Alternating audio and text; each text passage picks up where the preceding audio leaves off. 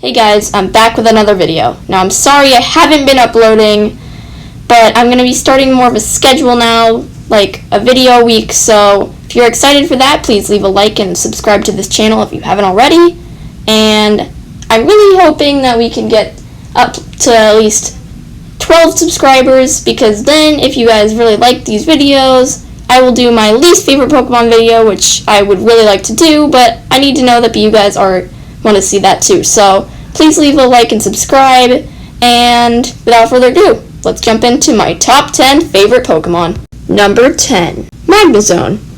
Now, I really like Magmazone because I just feel like it's a well-designed Pokemon with really good moves. I mean, Flash Cannon has become one of my favorite moves now because of this Pokemon, and I've just used him in so many Alola playthroughs that it's just really grown on me, and I've really grown to love it.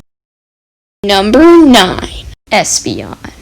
Oh, it's another evolution! How original! Well, I'm sorry, but Espeon's the only one on this list, so it's the only one you'll have to deal with. Yeah, I know there's evolutions that are way more popular than this thing, because, I mean, Umbreon and Sylveon, but this is my list, so Espeon wins out.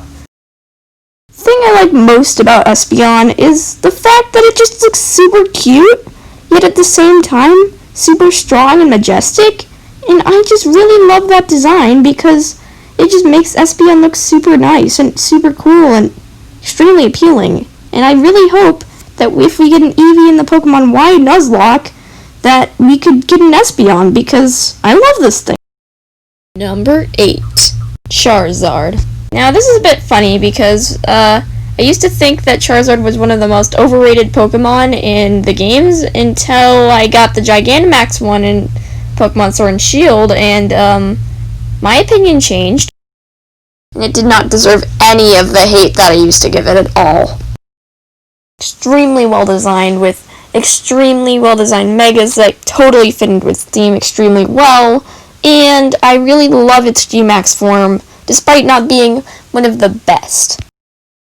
Number 7, Mudkip. Now, Mudkip made it onto this list for one single reason. It was my first, and for a very, very long time, the only shiny I ever got. Now, let me tell you guys a story. So, when Pokemon Omega Ruby and Alpha Sapphire were released, I was very excited because I had never played through a Hoenn game before. So, when I got the game, I brought it home, booted it up on my 3DS, picked Mudkip, obviously, and threw him out to stop the Poochyena from mauling Professor Birch, and the only problem was the Mudkip was purple.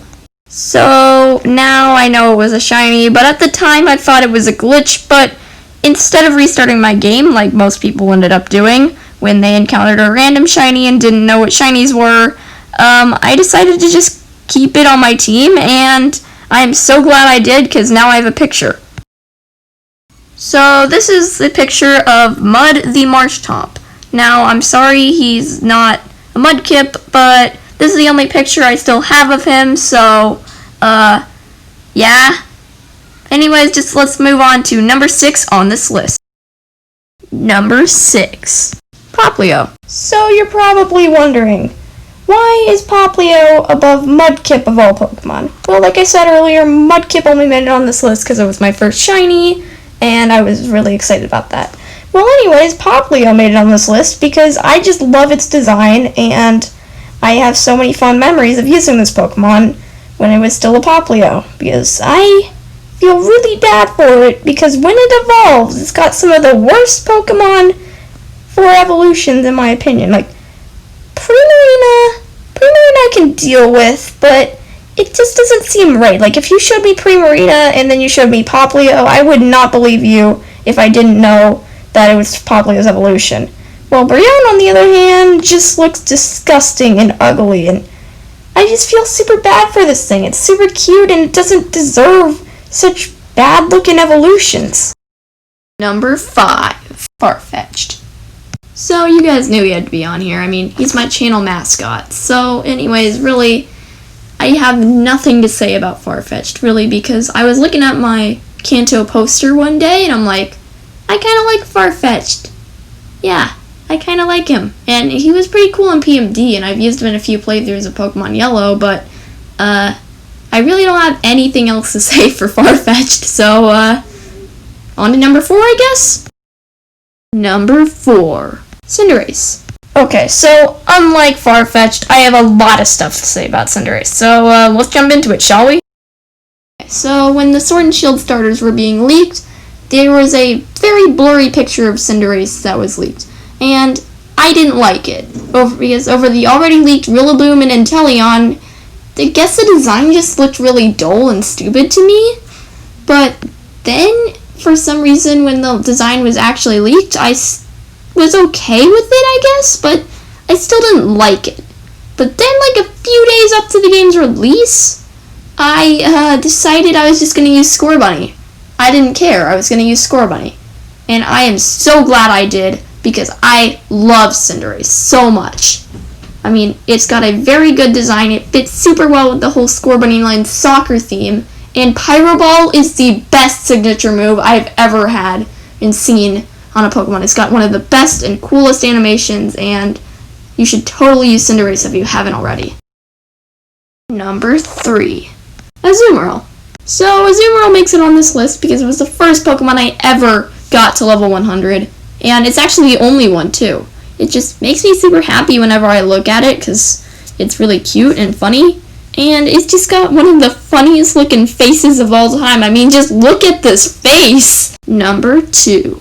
Goodra. Now, Goodra is by far my favorite pseudo of all time. It's just got a funny design. It looks like it should be a poison type, but nope, he's a dragon. He's just cool, and the only pseudo that has anywhere close to being as good as Goodra in my book is Garchomp, but he's still so far off, and Goodra has just a super interesting evolutionary line. I mean, look at, like, Goomy. Goomy's supposed to be the weakest dragon, and then evolves into Sliggoo, who eats its friends, and then Goodra, who is one of the friendliest things of all time, and it was just really awesome in the Kalos anime, which was the only one that I really fully watched, and I just really love this thing. It's just one of the best designs in my opinion. Honorable mentions. Okay, so this is a list of pocket monsters that just barely missed out on this list. Like, they were so close, but they just missed the mark, and I love them so much, so they get some love here, and yes, there's Prinplup at the bottom there. My number 1 favorite Pokemon of all time is Togekiss, or Togekiss, if that's how you want to pronounce it. In my opinion, Togekiss is the best designed Pokemon out of all of them. The little shapes on its belly combined with the cute colored horns just makes it so likable and cute and happy, and he's so happy all of the time, and it's so good in the metagame, and it's so fun, and it's a flying type, which is my favorite type out of all of them, if I didn't say that before, and it's just the perfect final evolution to Togepi. It is just, I love it so much. I mean, just look at this face, and it's so happy all the time, and I love it. You shall not harm the floaty boy! It's super kind, too. Like, in its dex entries, it says it brings blessings to people who are kind to each other. I mean, how nice is that? To sum it up, Togekiss is just a super kind, super awesome, and super cool Pokemon, making it number 1 on my list. Guys, before you go, I just want to give a huge shout out to my friend Chet the Gamer and his channel. He's been doing a lot of gaming content on there, including starting a Sonic Mania Nuzlocke, so if you like that sort of stuff, go check that out. There's a link in the description below. And before you guys go, don't forget to leave a like and subscribe if you enjoyed, and have a great rest of your day.